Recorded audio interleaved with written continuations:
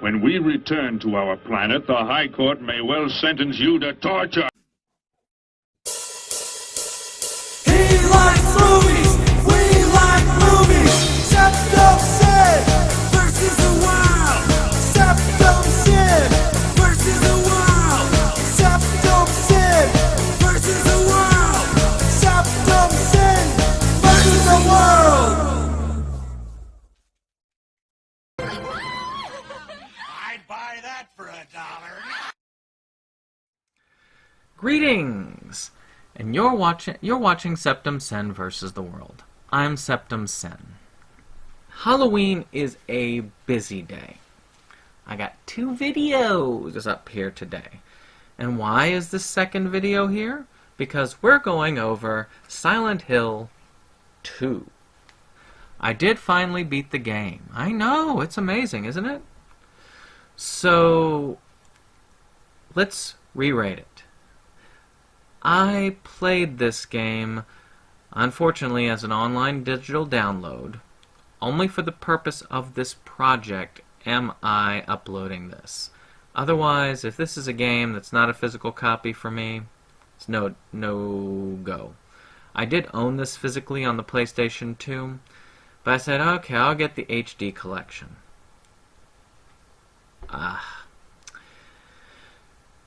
So, let's go into the actual game premise itself. Our main character is summoned to the town of Silent Hill because he gets a letter that is presumably from his dead wife, calling for him to meet her there. So he goes into the depths of madness and self-reflection in order to finally confront his own personal demons, in many cases, quite literally. So let's go to the positives of this game. This game has some pretty legit scares. The opening is one of the better scare points. You play this opening in the dark, you're going to get scared. It's got this thing when you're walking in, you don't know what's going on. That particularly, I thought, was really creepy. Some of the sounds, the background sounds, the music. Silent Hill is known for excellent music and just, in general, creepy feelings, and you got that creepy feeling throughout it all. Some of the creature sounds is just... It's just haunting. This particular version has the extra that they had for the Xbox version, where you get to play a little bit more as Maria and get a little bit more background, and there is something entertaining story-wise about that. I will admit, and it does help a little bit with the background, but it's not necessary. Graphically, I think it still holds up reasonably well in this day and age. They really did an excellent job with it. On the PlayStation 2, it looked flawless in the original release. And the graphics are cleaned up a little bit, and they still hold up pretty decent. The monster design is also quite creepy and enjoyable.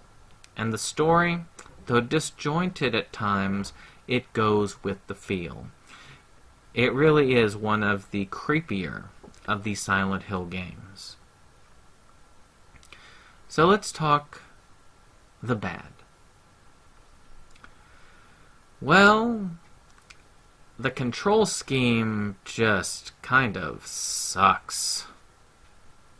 I mean, I can think of one thing in particular to describe it.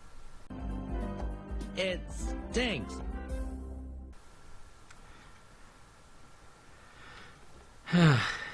It really hasn't aged well, or maybe they screwed it up on the conversion. I've been so far removed from the PlayStation 2 version, I don't know. It still felt disjointed and a little bit floaty, and it made it more difficult to do things. I also felt like, enemy-wise, it did a worse job than the original. The original game has a lot of enemies that move very quickly, and if you are out of ammo, or you're down to your melee weapons, you are praying that you can get a good hit in.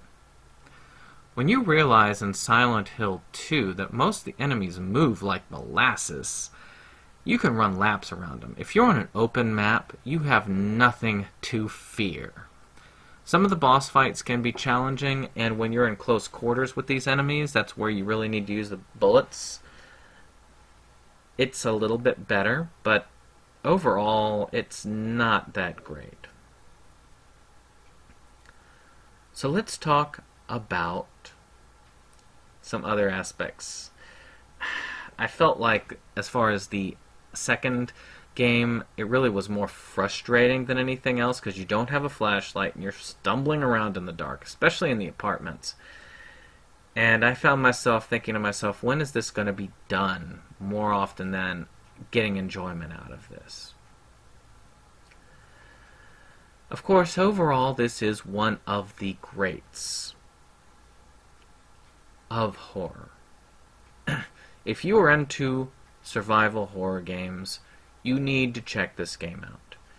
It has settings for everybody. It's got easy settings so you can breeze through the puzzles.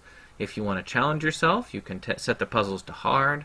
You can set the difficulty of the combat to high and the puzzle setting to easy.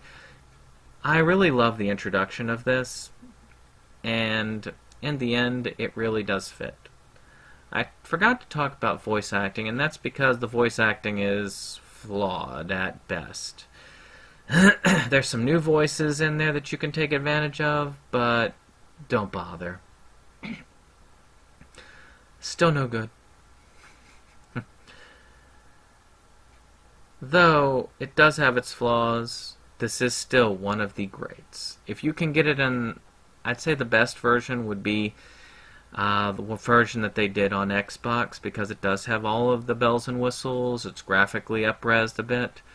Or I think there is a complete edition on the PlayStation 2. If you can get those, I would go for those.